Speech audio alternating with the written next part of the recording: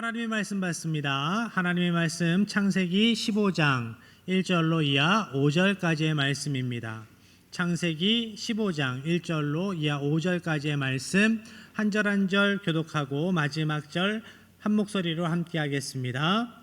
이후에 여호와의 말씀이 환상 중에 아브라함에게 임하여 이르시되 아브라함아 두려워하지 말라. 나는 내 방패요 너의 지극히 큰 상급이니라.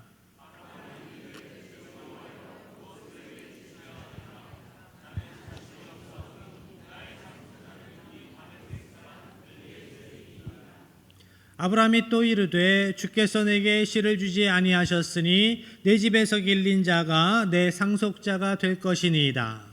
여호와의 말씀이 그에게 임하여 이르시되 그 사람이 내 상속자가 아니라 내 몸에서 날 자가 네 상속자 되리라 하시고 함께합니다. 그를 이끌고 밖으로 나가 이르시되 하늘을 우러러 무뼈를 셀 수 있나 보라. 또 그에게 이르시되 내 자손이 이와 같으리라.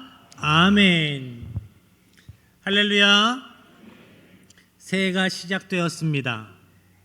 이렇게 말씀을 드린 지 엊그제 같은데 벌써 1월 마지막 주일입니다. 2026년 끝까지 승리하시는 하나님의 백성 되시길 바랍니다.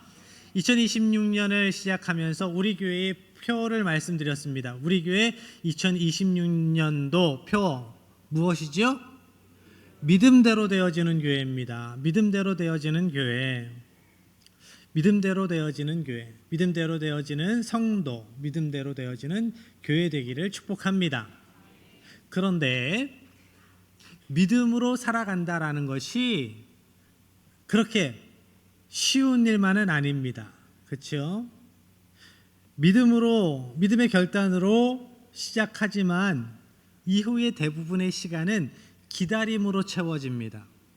우리가 하나님의 말씀을 붙들고 살아가지만 그 말씀이 금방 눈에 띄는 현실로 그렇게 막 채워져 가는 것이 확연하게 빨리빨리 보이지 않을 때가 많습니다.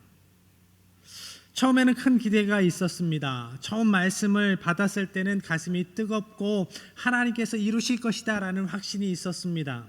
그런데 시간이 계속 지나가는데 상황이 바뀌지 않습니다. 우리 마음속에 그 시간을 지나면서 점점 의문이 싹트기 시작하죠. 그 의문이 깊어질수록 마음이 무거워집니다. 그러면서 기도는 짧아집니다. 말씀을 읽어도 예전만큼 힘이 나지 않고 예배의 자리에 있지만 마음 한구석이 공허합니다. 하나님은 바로 그런 상태의 사람을 만나주셨어요. 믿음으로 살아왔지만 오랜 기다림에 지쳐 있었던 아브라함을 찾아와 만나주십니다. 하나님은 지쳐있는 믿음의 사람을 외면하지 않으시고 말씀으로 그 믿음의 사람을 다시 굳건히 세워주십니다. 본문의 말씀 1절로 들어갑니다. 이후에 여호와의 말씀이 환상 중에 아브라함에게 임하여 이르시되 아브라함아 두려워하지 말라. 나는 내 방패요 너의 지극히 큰 상급이니라. 이후에 라고 말씀하세요. 그러니까 오늘 본문의 말씀 창세기 15장 이 전에 있었던 사건 후를 이야기하는 것이겠죠. 창세기 14장 말씀에 보면 이미 아브라함은 충분히 믿음으로 삶을 살아냈습니다. 그의 믿음을 삶으로 증명했습니다. 조카 롯이 잡혀갔을 때 믿음으로 나아가서 전쟁에서 하나님의 도우심으로 하나님의 은혜로 이겼습니다. 그 사람들과 그 재물들을 다시 찾아왔을 때 세상의 왕이 제시하는 그것을 받지 않지요. 그 보상을 단호하게 거절했습니다. 하나님 앞에서 신앙의 원칙을 분명하게 지켰습니다. 우리가 이런 장면을 보면 쉽게 이렇게 생각을 합니다. 야, 역시 아브라함은 큰 믿음의 사람이야. 굳건한 흔들리지 않는 큰 믿음의 사람이야 라고 생각을 하는데, 오늘 본문에 보니까, 바로 이어지는 오늘 본문에 보니까 하나님께서 아브라함에게 무엇라 말씀하시냐면, 아브라함아 두려워하지 말아라 라고 말씀하세요. 이미 아브라함은 두려움 가운데 쌓여 있다라는 겁니다. 두려움 가운데 쌓여 있는 아브라함, 믿음의 사람에게도 두려움이 찾아옵니다. 믿음의 사람은 두려워하지 않는 사람이 아닙니다. 두려움 가운데에서도 두렵지만 하나님 앞에, 그럼에도 불구하고 하나님 앞에 서는 사람, 하나님께 나아가는 사람, 그 사람이 믿음의 사람입니다. 두려움 가운데 있는 믿음의 사람 아브라함에게 하나님께서 말씀하세요. 여호와의 말씀이 환상 중에 아브라함에게 임하여 이르시되, 성경에 보면 이 표현이 하나님께서 누구누구에게 임하여 말씀하셨다라는 이 표현은 선지자를 세우실 때, 하나님의 종을 세우실 때 말씀하시는 표현이었어요. 그러니까 오늘 이 말씀은, 하나님께서 아브라함에게 하시는 이 말씀은 아브라함 개인에게 주시는 복의 말씀일 뿐만 아니라 아브라함을 선지자로 세우시겠다는 선포예요. 아브라함을 선지자로 세워 하나님의 뜻을 세상 가운데의 믿음의 사람들에게 알리고 그 뜻을 이루어 가시겠다라는 하나님의 말씀입니다. 아브라함이 선지자라고요? 맞습니다. 성경은 아브라함을 선지자라고 말씀하고 계세요. 선지자가 어떠한 존재지요? 무엇을 하는 사람이지요? 선지자는 하나님 앞에서 하나님을 대신해서 하나님의 말씀을 세상의 믿음의 사람들에게 전하는 사람이에요. 그래서 하나님께서는 아브라함을 선지자로 세우셔서 하나님의 계획을 미리 알려주십니다. 이스라엘을 큰 민족으로 세우고 그 민족을 통해서 인류를 구원할 계획을 알려주세요.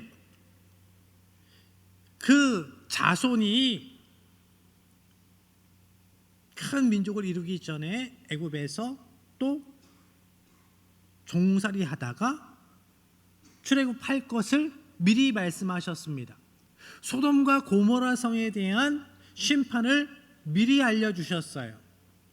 창세기 12장, 16장, 18장에 보면 이 내용들이 미리 아브라함에게 알려주시는 하나님의 계획의 말씀이 드러나 있습니다. 하나님께서는 아브라함을 부르시고 선지자로 부르시고 장래의 일을 알려주셨습니다. 아비멜렉이 아브라함의 아내 사레를 데리고 갔을 때 하나님께서는 아비멜렉에게 나타나셔서 이렇게 말씀하셨습니다. 창세기서 20장 7절의 말씀 함께합니다. 이제 그 사람의 아내를 돌려보내라. 그는 선지자라. 그가 너를 위하여 기도하리니 내가 살려니와 내가 돌려보내지 아니하면 너와 내게 속한 자가 다 반드시 죽을 줄 알지니라. 아멘. 아브라함은 나의 선지자야, 나의 종이야. 네가 그것을 알아야 해. 나의 선지자가, 나의 종이 너를 용서하고 나에게 기도하지 않으면 내가 너를 심판할 것이다. 네가 계속 고집 부리고 해코지하고 나의 종을 힘들게 하면 내가 반드시 너의 가솔들을 죽일 것이다 라고 말씀하세요. 이렇게 하나님 편에 선 하나님의 백성, 하나님의 종을 세워주시는 하나님이세요. 그런데 우리는 보통 하나님의 종, 하나님께서 세우시는 하나님의 선지자는 어떤 상황에서도 두려워하지 않고 흔들리지 않아야 된다라고 생각을 합니다. 그래서 두려워하는 아브라함은 하나님의 선지자답지 못하다, 이런 생각이 들어요. 그렇지만 우리의 생각보다 중요한 것이 무엇입니까? 하나님의 마음, 하나님의 반응입니다.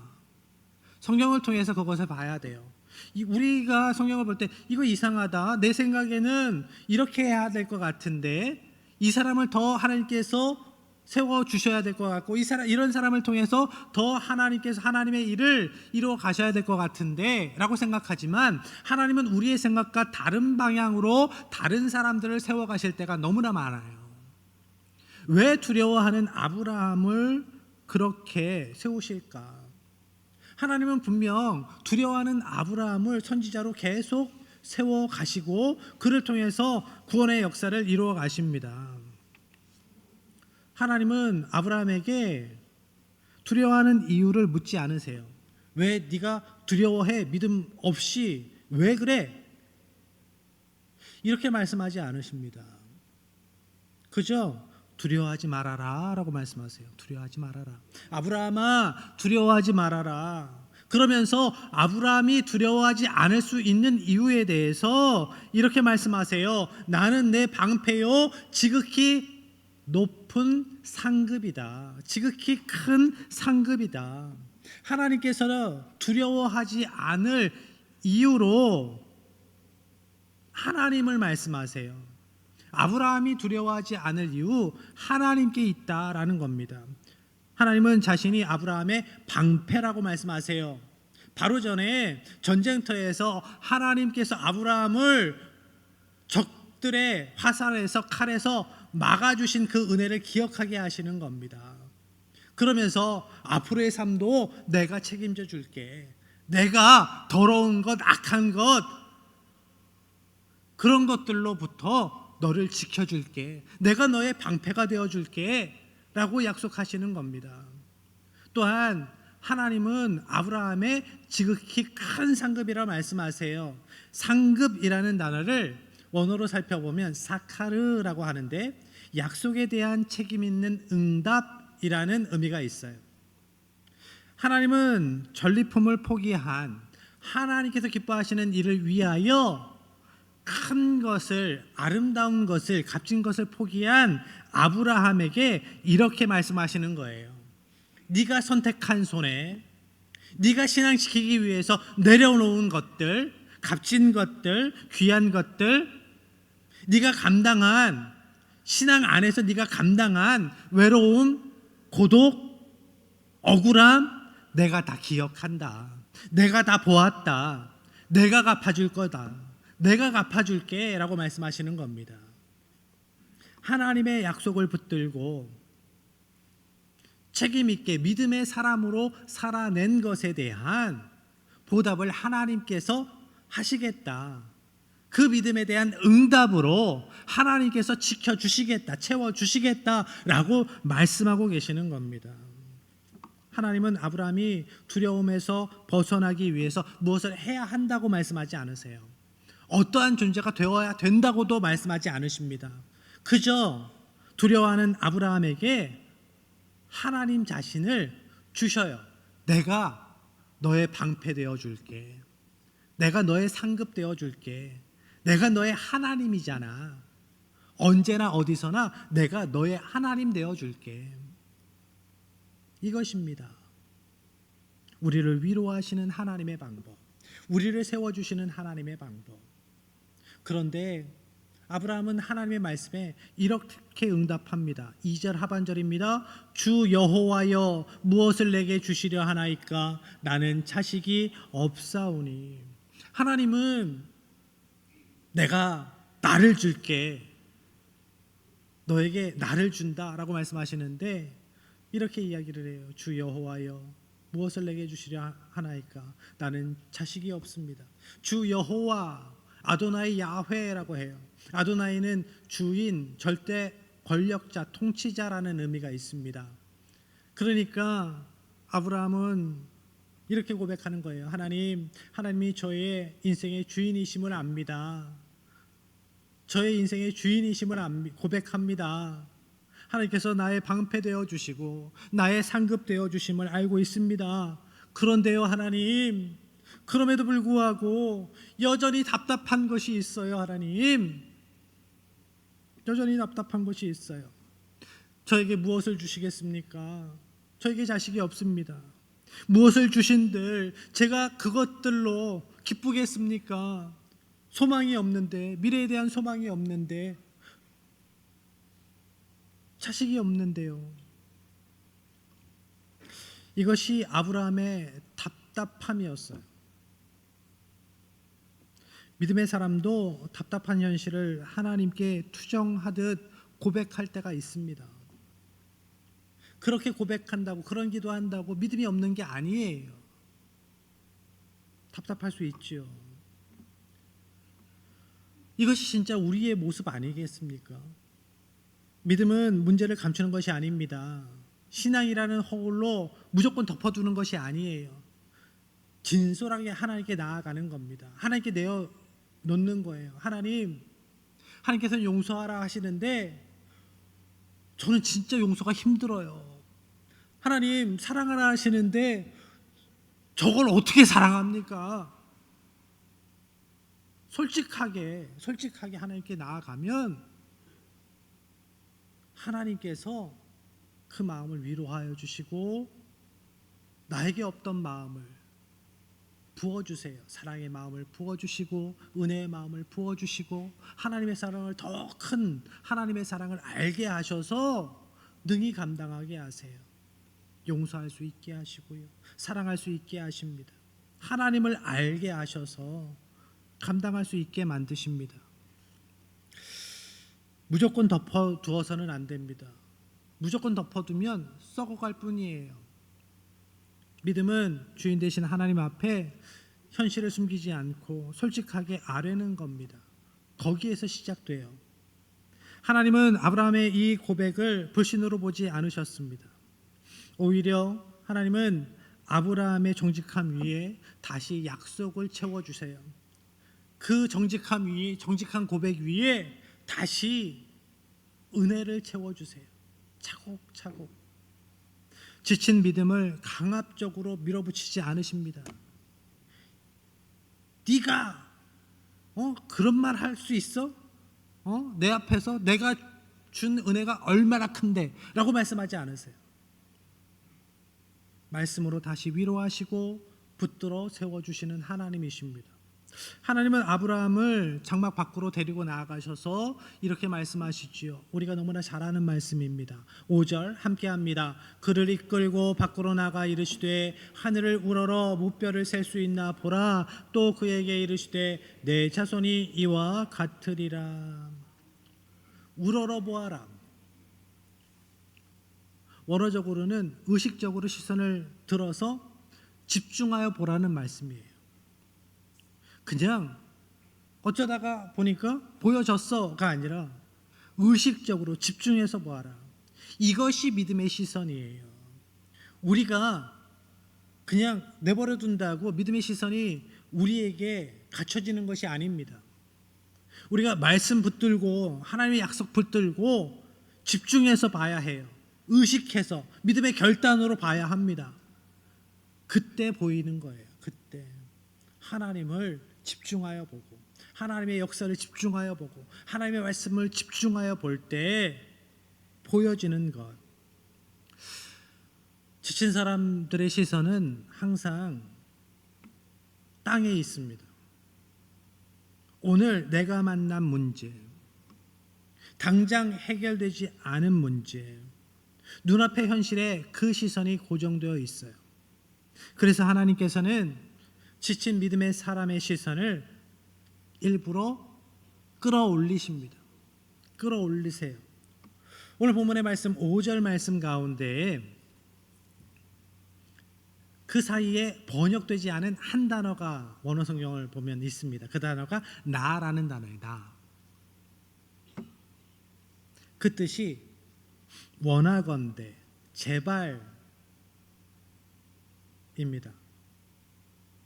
이 단어를 집어넣어서 이 5절의 말씀을 직역하면 이렇게 번역이 돼요.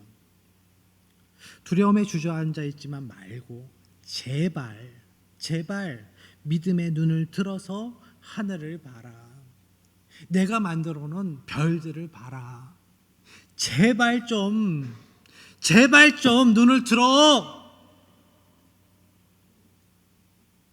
하나님도 답답하신 거예요. 아브라함은 변하지 않는 나의 현실이 답답하지만 하나님은 아브라함이 땅만 바라보고 있는 게 답답하신 거예요. 그래서 말씀합니다. 제발 눈을 들어봐라. 나를 바라봐라. 지금까지 나의 은혜의 역사를 네가 경험했잖아. 그러면 나를 바라봐야지. 말씀은 언제나 우리의 시선을 바꾸는 능력이 있습니다. 상황은 그대로 있는데 말씀을 통해서 바라보면 방향이 바뀌고 시선이 바뀔 때 다시 믿음이 생깁니다.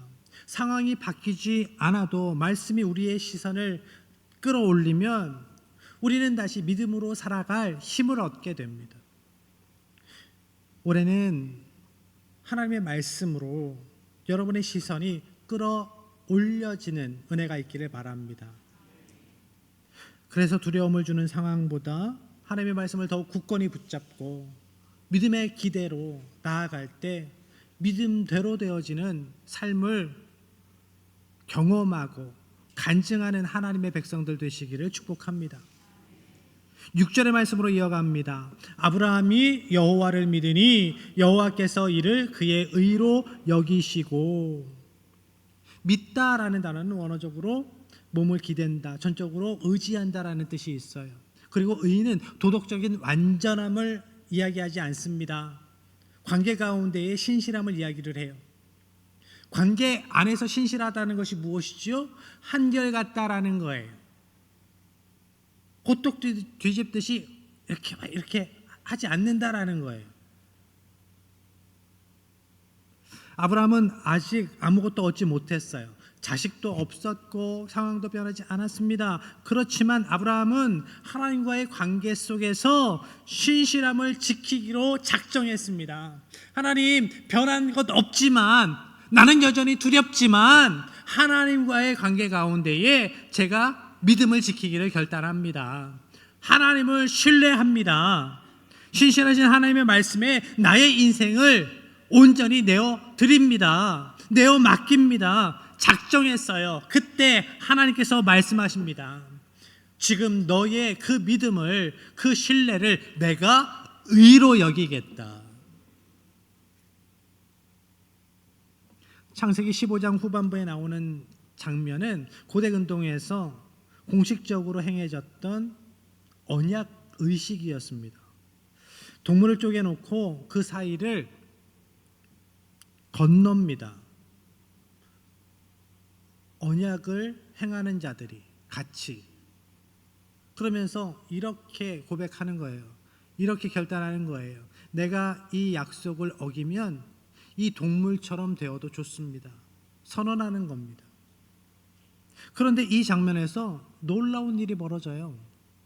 본문의 말씀 17절입니다. 해가 져서 어두울 때에 연기나는 화로가 보이며 타는 횃불이 쪼갠 고기 사이로 지나더라. 횃불은 하나님을 상징합니다. 언약의식은 그 언약의 당사자들이 같이 이 일을 해야 하는데, 쪼개진 동물 사이로 지나가야 하는데 아브라함은 그 앞에 가만히 있어요. 하나님만이 그 쪼개진 동물 사이로 지나가시는 거예요. 하나님은 이 장면을 통해서 이렇게 말씀하시는 겁니다. 이 언약은 너의 성실로, 너의 능력으로 지켜지는 언약이 아니야. 내가 이루는 언약이다. 내가 성취하는 언약이다. 아브라함은 두려웠습니다. 나 같은 게 이 언약을, 이 복의 말씀을 지킬 수 있을까? 이루어갈 수 있을까? 나 같은 게 뭐라고 이 큰 복을, 이 큰 말씀을 감당할 수 있을까? 두려운 자신의 연약한, 밴댕이 소갈딱지 같고 너무나 연약한 마음을 보면서, 자신의 모습을 보면서 두려웠어요. 흔들렸습니다. 그렇지만 하나님께서는 확정하여 주시는 거예요. 네가 아니야. 너의 능력이 아니야. 내가 하는 거다. 나 여호와가 이루는 것이다. 하나님은 지친 아브라함에게 언약을 다시 확인시켜 주십니다. 흔들리는 믿음 위에 두려워하는 마음 속에 하나님의 말씀을 다시 확증시켜 주시는 하나님. 그 은혜가 여러분에게 있기를 원합니다. 하나님은 두려워하는 아브라함을 버리지 않으셨어요. 믿음 없는 말을 하는 아브라함을 책망하지 않으시고 말씀으로 찾아오셔서 시선을 끌어올려 주십니다. 하나님을 바라보게 하시지요. 언약으로 다시 굳건히 세워주십니다.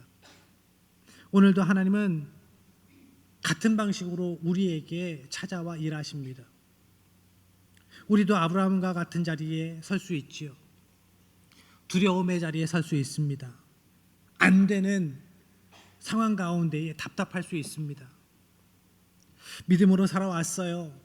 말씀을 붙들고 여기까지 왔습니다. 그런데 여전히 해결되지 않은 문제가 있습니다. 여전히 답답한 문제가 있습니다. 오래 기도했지만 응답받지 못한 제목들이 있어요.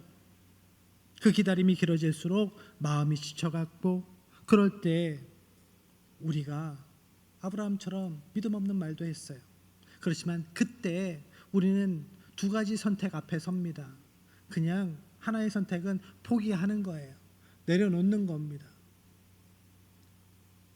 또 다른 하나의 선택은 말씀 앞으로 더 가까이 나아가는 겁니다. 이런 선택의 순간에 하나님의 말씀 앞에 더 가까이 나아가는 선택을 하는 하나님의 백성 되시길 축복합니다. 하나님은 오늘 지친 우리를 말씀 앞으로 부르세요. 하나님은 지친 우리를 책망하지 않으시고 다시 일으켜 세우십니다. 그러니 여러분, 다시 말씀 앞에 서야 합니다. 우리가 다시 말씀 앞에 서야 합니다. 다시 하늘을 바라보시길 바랍니다. 다시 약속의 말씀을 굳게 붙잡기를 바랍니다. 나는 너의 방패요, 너의 지극히 큰 상급이다 말씀하시는 하나님의 음성을 듣고 지쳐있는 여러분의 심령이 다시 일으켜 세워지고 굳건하여 믿음으로 승리함으로 살아가는 하나님의 백성 되시기를 주님의 이름으로 간절히 축복합니다.